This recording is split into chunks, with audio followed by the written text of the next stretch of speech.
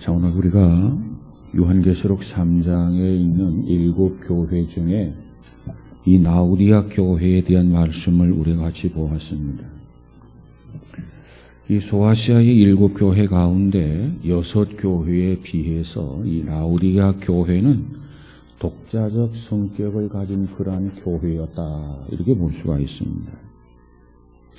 오늘 본문 12절에서 14절의 내용을 보면 이 교회는 초대교회에 흔했던 핍박을 받았다는 이야기도 없습니다.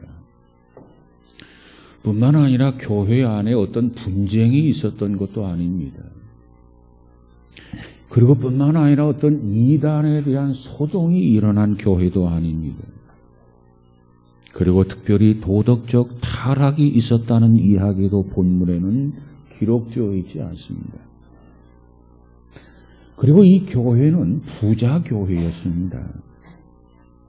이 라오디게아 지역 자체가 부유한 도시였기 때문에 그 교회 역시 부유할 수밖에 없었습니다.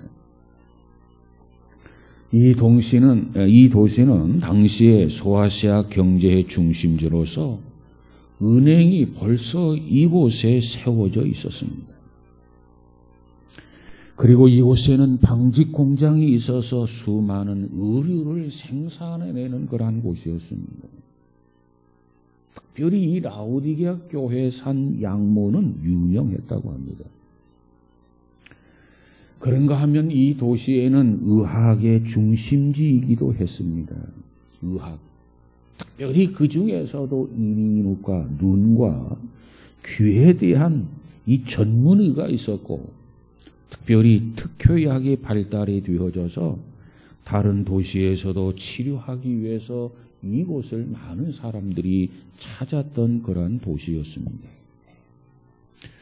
그러니까 이 라오디게아 교회는 이처럼 사회적 여건이나 또 신분을 갖춘 사람들이 모여서 이룩된 교회였기 때문에 이 교회는 점잖하고, 이 교회는 넉넉했고, 이 교회는 지성적이었고, 이 교회는 무엇보다도 조용했고, 그리고 이 교회는 빈곤을 모르는 그러한 교회였습니다.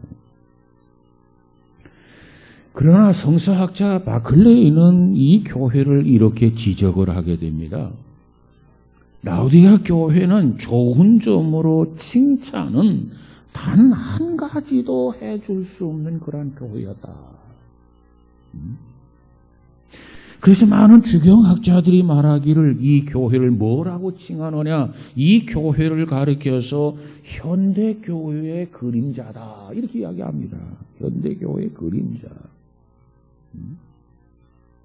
그것은 이 라오디게아 교회가 바로 현대교회와도 너무너무 비슷하다는 겁니다. 그래서 현대교회의 그림자다, 이렇게 말을 했어요. 교회란 지적 수준이나 경제적 수준이나 생활 수준이 높은 사람들로서 구성되었다고 해서 그 교회가 반드시 좋은 교회가 되는 것은 아니라는 사실을 우리는 여기는 발견할 수 있습니다. 교회는 교회로서 갖추어야 할 조건이 따로 있는 겁니다. 자, 오늘 본문을 통해서 우리는 그것을 한번 생각해 보고자 하는 겁니다. 과거 소련의 우주인 가가린은 우주 탐험을 하고 돌아와서 뭐라고 했느냐? 그가 이런 얘기했어요. 내가 우주에 가보니까 신은 우주의 그곳에도 없더라. 신은 우주 그곳에도 없더라. 이렇게 기험을 토했습니다. 그러나 미국의 우주인 제임스 어원은 달 3개를 탐험하고 돌아와서 말하기를, 내가 아폴로 15호를 타고 가서 달 3개에 머무는 동안에 하나님의 존재를 아주 가까이서 체험을 했다 그랬어요. 아니, 똑같은 우주인인데 왜 이런 견해 차이가 있었을까요? 그 이유가 뭐라고 생각합니까? 아니 가가이는 말하기를 신은 우주에 거기 가보니까도 거기에 신은 없더라. 근데 제임스 오원은 하나님의 존재를 아주 가까이서 체험했다. 뭐가 이처럼 다르게 만들었냐 말이에요. 그것은 바로 그들이 가지고 있는 신앙 때문입니다. 신앙 때문이에요. 보세요. 같은 지식을 가지고 있으면서 어떤 사람은 그 지식 때문에 하나님을 경외하는 사람이 있어요. 그 지식으로 인하여 하나님을 경외할 뿐만 아니라 하나님을 지극히 사랑하는 사람이 있단 말이에요. 그런데 어떤 사람은 그 얄팍한 지식 때문에 하나님을 부인하고 부정하고 거부하는 그런 사람이 있어요. 뿐만 아니라 같은 돈을 가지고 물질을 가지고 어떤 사람은 신앙생활을 깨끗하게 아름답게 그처럼 신앙생활을 하는 사람이 있는가 하면 어떤 사람은 돈의 노예가 되어가지고 돈 때문에 하나님을 믿지 못하고 예수님을 믿지 못하는 사람이 있어요. 돈 때문에. 뿐만 아니라 어떤 사람은 같은 지위를 가지고도 하나님을 잘 믿고 예수를 잘 믿는가 하면 어떤 사람은 그 지위 때문에 하나님을 멀리하고 예수님을 멀리하면서 부인하는 사람이 있단 말이에요. 자, 예를 들어볼까요? 철학자 니체라고 하는 사람이 뭐라고 말했습니까? 신은 죽었다 그래서. 그런데 톨스토이는 뭐라고 말합니까? 어느 곳에서 그 누구도 하나님을 본 사람은 없다. 그러나 우리가 서로 사랑한다면 하나님은 우리들의 마음속에 머무르게 될 것이다. 그랬어요. 또 현대 철학자 에리 프룸은 말하기를 19세기의 문제는 신은 죽었다의 문제였다. 19세기의 문제는 신은 죽었다의 문제였다. 그러나 20세기의 문제는 인간은 죽었다가 문제다. 이렇게 얘기합니다.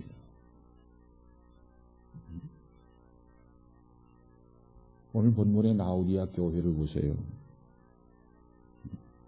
모든 것이 충분합니다.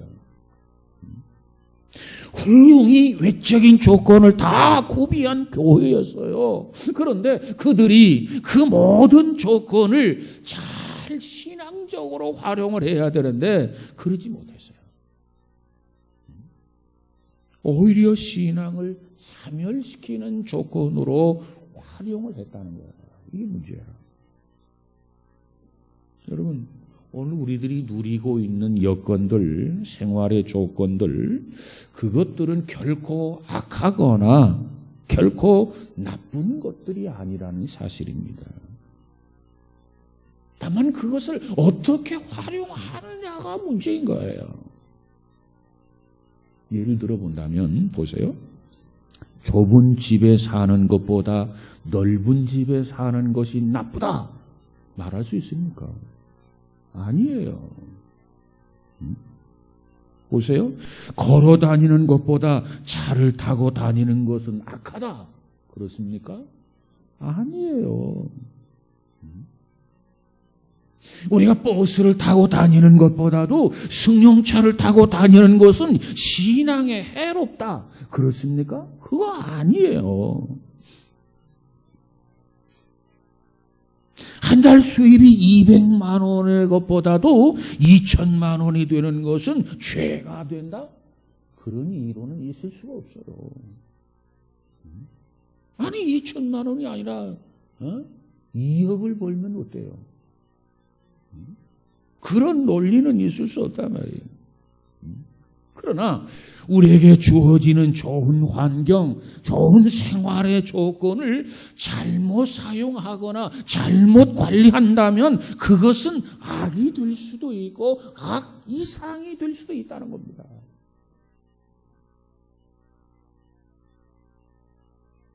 오래전에 TV에서 야수대의 습격이라고는 외화를 방영한 일이 있었어요. 야수데이 습격. 원제는 바로 동물의 날이라, Day of Animal이라고 해서 동물의 날이라, 이게 원제인데, 그 내용이 뭐냐면 지구에 살고 있는 우리 인간들이 무심코 버렸던 그런 화학 폐기물들, 이 화학 폐기물들의 영향 때문에 지구를 둘러싸고 있는 오존층이 파괴되었다는 거예요. 오존층이라고 하는 게 도대체 뭐냐? 우리 인체나 생물에게 해로운 강력한 자외선을 차단해주는 역할을 오존층이 합니다. 그래서 지구상의 인간이나 생물들이 건강하게 그저 무사히 생활을 할 수 있도록 해주는 것이 곧 오존층이에요. 오존층. 그런데 우리 인간들이 무심코 버리는 그 화학 폐기물에 의해서 그 오존층이 지구를 둘러싸고 있는데, 그 오존층이 파괴가 되고 오존층에 구멍이 뚫리고, 그래서 어떤 현상이 벌어지느냐, 이 동물들이 일정한 생활의 리듬을 잃게 된다는 거예요. 그래서 안정되게 활동하던 이 동물들이 오존층의 파괴로 인해서 결국은 미친 듯이 날뛴다는 거예요. 그래서 뱀이라든가 사자라든가 나르는 새까지라도, 또 개, 호랑이, 모든 동물들이 인간을 습격을 합니다. 그래서 처참한 실상을 저지르는 그러한 내용의 영화가 바로 그 영화의 내용이에요. 줄거리예요. 그것은 환경을 잘 관리하지 못한 인간의 과오가 낳은 끔찍한 불행입니다. 그래요. 좋은 환경, 좋은 조건이라도 잘못 쓰게 되면은 그것 때문에 결정적이고 치명적인 손해를 우리가 입을 수 있다는 거예요. 그러나 그것을 선하게 관리한다면,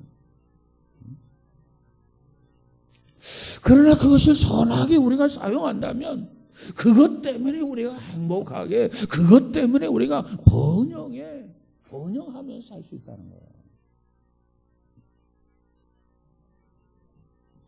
우리는 그와 같은 사실을 오늘 본문의 라오디아 교회를 통해서 너무나도 명백하게 발견할 수 있습니다. 그들이 가지고 있는 고도의 지식, 그들이 가지고 있는 경제적인 풍요, 그 여러 가지 생활의 조건 때문에 그들은 예수 믿는 일이 점점 식어지고 뒤떨어지고, 그것 때문에 칭찬할 것이라고 할 거 하나도 없다는 거예요. 모두가 책망의 대상이요 징계의 대상인 그러한 신앙의 주인공이 되고 말았다는 겁니다. 참 안타깝지 않아요? 이 라오디아 교회가 보면은 뭐가 모자랍니까? 부족한 게 뭐가 있습니까? 아무것도 없어요. 그러면 그 모든 환경, 그 모든 여건들을 사용해서 하나님을 기쁘게 하고 하나님을 영화롭게 함으로 뭔가 단 한마디라도 하나님 앞에 칭찬을 받아야 되지 않겠냐 그 말이에요. 그런데 단 한마디라도 칭찬할 수가 없다. 이거 불행이에요, 불행.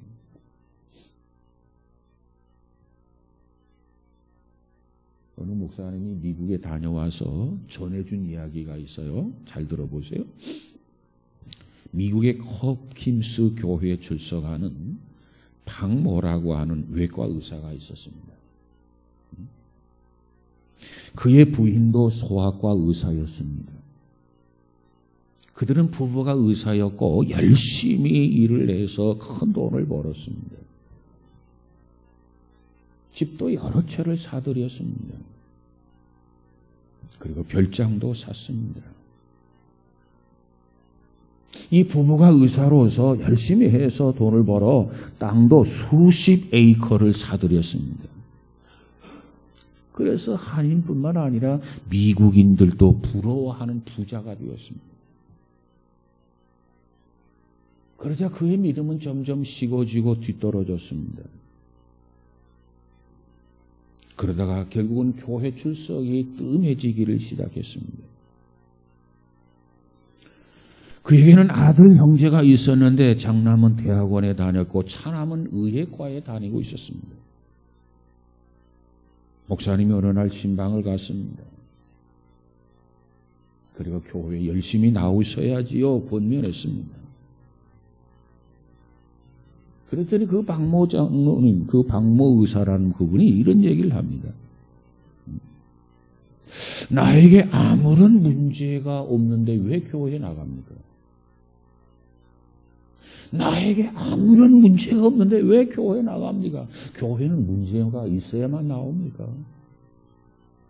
아무런 문제가 없으면 하나님 앞에 감사하면서 더 교회에 나와야 되지 않겠습니까? 그런데 그분이 그런 얘기하는 거예요. 나에게 아무런 문제가 없는데 왜 교회에 나갑니까? 하면서 오히려 목사님에게 면박을 주더라는 거예요. 그러던 어느 날이었습니다.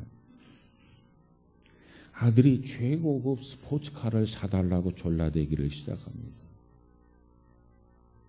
그래서 마지못해서 고급 스포츠카를 사주었다고 합니다. 그랬더니 두 형제와 미국인 친구 함께 그것을 타고 기분 좋게 드라이브를 출발하게 됩니다. 그런데 10마일도 채 가기 전에 10마일이라면 약간 우리나라 키로로 말하면 16km입니다. 10마일도 가기 전에, 그러니까 기분 좋게 드라이브를 출발해서 16km도 가기 전에, 16km 좀 갔다는 얘기겠죠? 가로수를 들이받고 차가 뒤집히고 말았습니다. 그 순간 벨트를 매지 않았던 둘째 아들은 공중으로 뛰어올라서 5m 밖으로 떨어져서 병원으로 옮기는 도중에 사망을 했습니다. 그리고 큰아들은 안경을 쓰고 있는데 그 사고로 인해서 안경이 깨어지는 바람에 한쪽 눈이 실명을 하고 말았습니다. 아무런 문제가 없는데 왜 교회에 나갑니까? 이러면서 목사님에게 면박을 주던 그의 가정에 행복이 한순간에 비극이 되고 말았습니다. 그래서 그들은 매일같이 대성통곡하면서 눈물로 세월을 보낸다는 이야기였습니다. 그렇습니다. 좋은 환경, 좋은 여건, 하나님의 은혜요, 하나님의 축복입니다. 그렇다면 우리는 그 좋은 것, 그 좋은 환경, 그 좋은 여건을 통해서 하나님을 섬기고 하나님을 기쁘게 하고 하나님을 사랑하는 데 힘써야 되지 않겠습니까? 그런데 그것으로 죄를 짓고, 그런데 그것으로 하나님을 거역하고, 그것으로 하나님 앞에 반항을 하고 하나님의 마음을 아프게 해드리는 것은 결코 유익하지 않아요. 오늘 이 시간 우리는 우리 자신의 모습을 한번 생각해 볼 수 있기를 바랍니다. 나는 하나님으로부터 어떠한 환경, 어떤 축복을 받았는가? 먼저 하나님 앞에 받은 축복을 한번 헤아려 보시기 바랍니다. 건강하십니까? 참 감사할 일입니다. 병원에 가보세요. 건강하지 못한 사람이 얼마나 많은지. 그렇다면 그 건강을 가지고 어떻게 쓰셨습니까? 여러분 먹고 사는데 걱정이 없습니까? 사업이 잘 됩니까?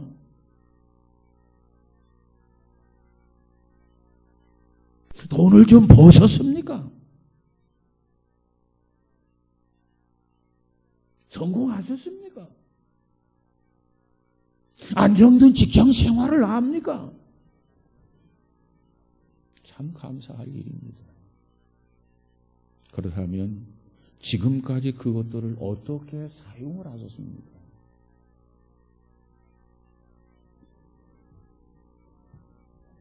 자동차를 새로 사셨습니까? 참 감사할 일입니다.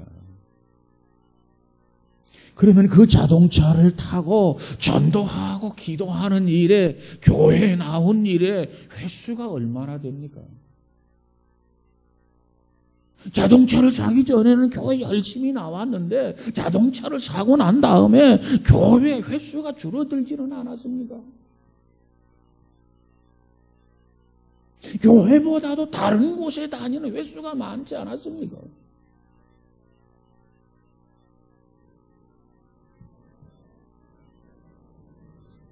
여러분 공부를 많이 했습니까? 남보다 좀 더 뛰어난 많은 지식을 가지고 있습니까? 참 감사할 일입니다. 그거 감사해야 돼요.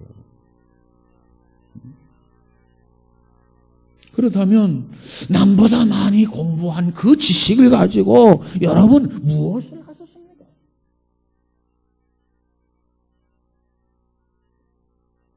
오늘 본문에 보니까 라우디아 교회를 향해서 주님은 오늘도 말씀합니다. 모든 것이 풍요해요. 모든 것이 부족함이 없어요. 모든 것이 풍부하단 말이에요. 그러면 저들이 감사하면서 하나님을 찬양하면서 이 모든 것이 하나님의 은혜입니다. 이 모든 것이 하나님의 축복입니다. 이렇게 하면서 하나님을 영화롭게 해드려야 되는데 이 라우디아 교인들은 정반대로 이탈을 하고 있는 거예요. 단 한 가지도 칭찬할 만한 것이 없다는 거예요. 받은 것은 많은데, 받은 축복은 큰데, 얼마나 안타깝습니까? 오늘 본문에 뭐라고 말합니까? 주님께서는 답답해서 이 라우디아 교회를 향해서 이렇게 말합니다. 너는 차지도 않다. 그리고 덥지도 않다. 너무 미지근하다. 너무 곤고하다. 너는 가난하다. 너는 눈 멀었다. 너는 벌거벗었다. 창피한 줄 알아라 말이지. 부끄러운 줄 알아라. 그러므로 너는 반드시 회개해야 된다. 회개해야 돼. 이렇게 주님께서 라우디아 교회의 허상을 지적을 하면서 실생을 강조하면서 준엄하게 경고하고 말씀하는 것이 오늘 본문의 내용입니다. 그렇다면 이처럼 준엄하게 말씀하시는 주님은 어떠한 분이신가? 누구시기에 이처럼 엄하게 말씀하시는가? 오늘 본문에 보니까 주님은 아멘이시요 충성된 참된 증이시라는 거죠. 여기 보니까 이 말의 뜻은 아멘의 하나님, 신실하신 하나님이라는 뜻입니다. 우리 주님은 진실하시고 충성된 주님이시기 때문에 이 라우디아 교회에 진실하지 못한 그 부분을 언급을 하면서 특별히 라우디아 교회를 책망하시는 거예요. 우리 주님은 신실하신 주님인 것을 믿으시기 바랍니다. 그렇기 때문에 주님을 믿는 우리들에게 신실한 생활을 이처럼 원하는 거예요. 두 번째로 주님은 창조의 근본이시다 그래서요. 창조의 근본이십니다. 창조의 시작, 창조의 주체, 창조의 주인이라는 뜻입니다. 주님이 세상을 지으셨어요. 그와 같은 주님이, 그와 같은 주인이 종을 꾸짖는 것은 당연한 거예요.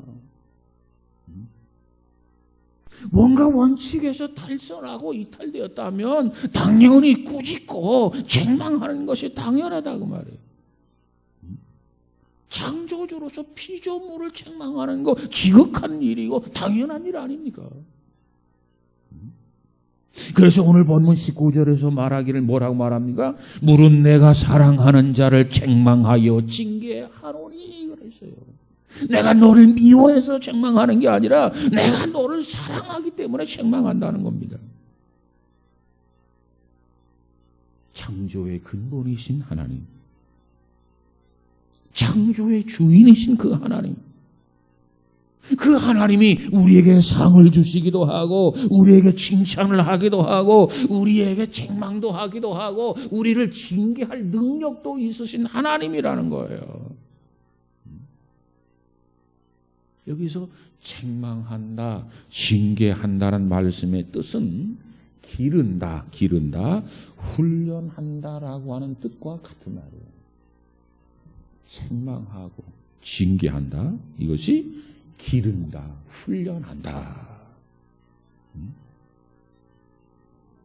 그러니까 하나님은 책망과 징계를 통해서 우리를 기르고 우리를 훈련한다는 거예요. 자, 예를 들어서 세 가지 경우를 생각해 봅시다. 자, 부모가 자식을 기르는 경우를 생각해 봅시다. 여러분, 자식을 칭찬만으로 자식을 기를 수 있습니까? OX로 대답해 보세요. 칭찬만으로 자식을 기를 수 있습니까? 대답은 아니요. 칭찬만으로 결코 자식을 기를 수 없어요. 정말 내가 사랑하는 자식이라고 한다면 칭찬과 벌, 징계 이 두 가지로 자녀를 기르고 훈련해야 돼. 히브리서 12장 6절에 가서 보니까 뭐라고 말합니까? 주께서 사랑하는 자를 징계하시고 그가 받아들이시는 아들마다 채찍질 하시느니라 그랬어요. 하나님조차도 사랑하는 아들을 징계한다는 겁니다. 징계한다. 여러분, 자식을 칭찬만으로 양육하고 기르기 원하지만 결코 칭찬만으로 기를 수가 없어요.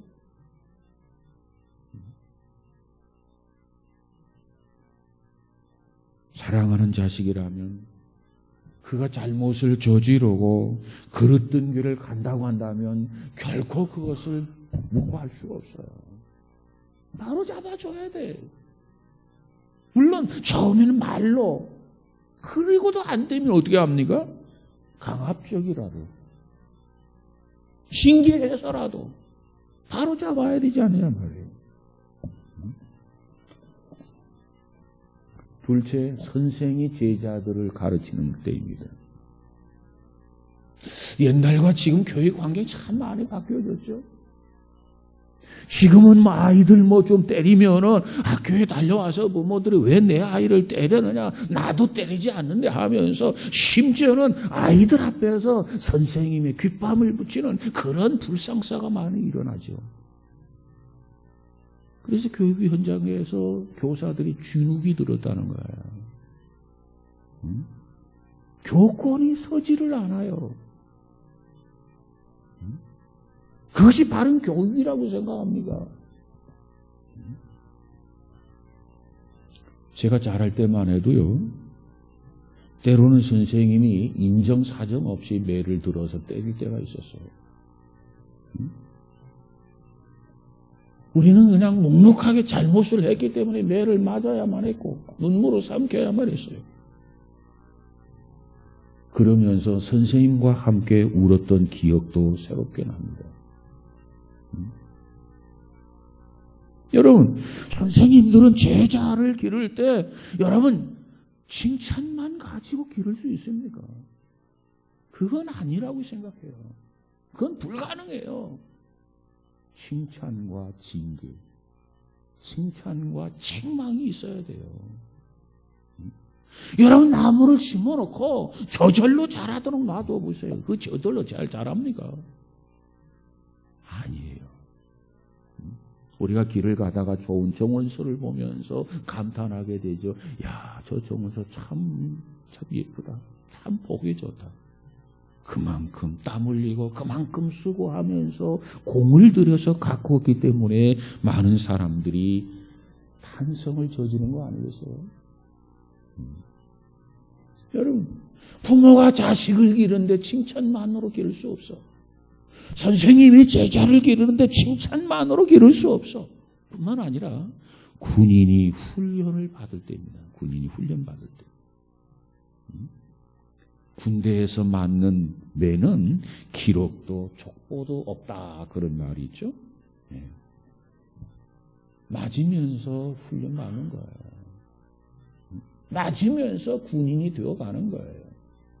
맞으면서 군기가 바짝 뜨는 거란 말이에요. 이게 군인이에요. 영국 사람들은 신사라고 말합니다만 군대 훈련은 신사도가 없어요. 왜? 강한 군대를 만들어내야 되니까. 국민의 세금으로 먹이고 입히고 재우고 그러면서 강한 군대를 만들어 놓아야 유사시에 이 나라의 생명을 지킬 수 있단 말이에요. 그래서 강한 군대를 만들기 위해서는 뭐가 전제가 되어야 되느냐? 강한 훈련이 필요한 거예요. 훈련. 전쟁은 겨울이라고 안 일어납니까? 전쟁은 한여름이라고 안 일어납니까? 그런가 한여름에도 완전군장을 하고 행군을 하고 구보를 하고 그래서 심지어는 탈진해서 사망사고도 일어나잖아요. 이 전쟁은 추운 겨울에도 전쟁을 수행할 때가 있어요. 그렇기 때문에 군인들은 동계훈련이라고 하는 훈련을 해요. 그냥 맨땅을 파서 그저 판초 하나 가지고 밤을 새워가면서 훈련하는 겁니다. 왜? 강한 군대를 만들어야 되고 강한 군대가 되어야 이 나라의 생명을 온 국민들을 생명과 재산을 지킬 수 있기 때문에 그런 거예요. 그러기 위해서 군인은 책망하면서 훈련하는 겁니다. 군기를 어긴다? 영창도 보내는 거예요. 가혹한 징계, 가혹한 형벌을 통해서 강한 군대가 탄생하는 거고 그래서 군인의 역할을 하는 거예요. 그렇습니다. 군인을 칭찬만 가지고 강한 군대 만들 수 있어요? 아니에요. 자, 그렇다면 왜 하나님은 우리를 이처럼 책망하고 왜 하나님은 우리를 이처럼 징계하면서까지라도 바른 신앙인이 되시기를 원하는가? 그냥 내버려두면 안 되나? 왜 하나님은 이처럼 간섭하셔서 귀찮게 하고 왜 하나님은 책망하고 왜 우리를 징계하시나? 그 이유가 도대체 뭐냐는 거예요. 그 이유는 우리가 하나님의 자녀이기 때문에 그렇습니다. 결코 포기할 수 없는 하나님의 자녀요. 하나님의 백성이기 때문에 예수님의 제자이기 때문에 우리는 예수님의 십자가의 군병이기 때문에 하나님은 우리를 결코 포기할 수가 없는 거예요. 그래서 책망하고 징계하고 사랑으로 위로하고 사랑으로 격려하면서 하나님이 우리를 양육하기를 원하시는 겁니다. 우리가 주님과 상관없는 존재라고 한다면 우리가 하나님과 무관한 존재라고 한다면 우리가 지옥에 가든 어디를 가든 멸망을 하든 무슨 관계가 있겠어요? 상관치 않을 겁니다. 그런데 하나님의 자녀야 자녀. 하나밖에 없는 아들 예수 그리스도를 보내서 얻었던 그런 자녀란 말이에요. 너무너무 소중한 하나님의 자녀요. 하나님의 제자요. 십자가의 군인이기 때문에 바르게 기르기 위해서 책망도 하고 징계도 하면서 양육하는 거예요.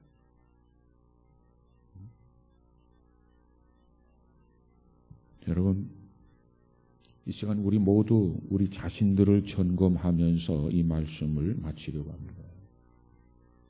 나의 속과 겉은 어떻습니까? 나의 속사람과 겉사람은 어떻습니까? 드러난 나와 드러나지 않는 나는 어떻습니까? 실상은 죽어 있는 거 아닙니까? 실상은 가난한 것 아닙니까? 실상은 병든 것 아닙니까? 실상은 고독한 것 아닙니까? 아니면 실상이 살아 있습니까? 실상이 부유합니까? 실상이 건강합니까? 실상이 행복합니까? 저는 다음 주일에도 계속해서 이 실상과 허상에 대해서 한번 더 말씀을 드리려고 합니다. 주님의 책망을 가볍게 여기지 마세요. 주님의 꾸지람, 주님의 징계, 주님의 채찍질을 가볍게 여기지 마시기 바랍니다. 잠언서 3장 11절에서 이렇게 경고합니다. 내 아들아, 여호와의 징계를 경히 여기지 말라. 그 꾸지람을 싫어하지 말아라. 그래서요. 왜 경히 여기지 말아라. 그 꾸지람을 싫어하지 말라 했느냐.